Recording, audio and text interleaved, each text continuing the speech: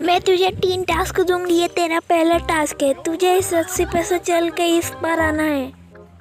ये तो बहुत आसान है, यूं ही कर लूंगा।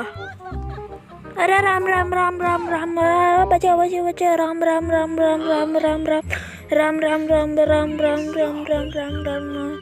हाँ बच गया। ये तेरा दूसरा टास्क है। ठीक है, तुझे 2 लाना पड़ेगा। अभी करके दिखाता हूँ। तुझे एक के साथ नहीं, इन सारी के साथ करना पड़ेगा।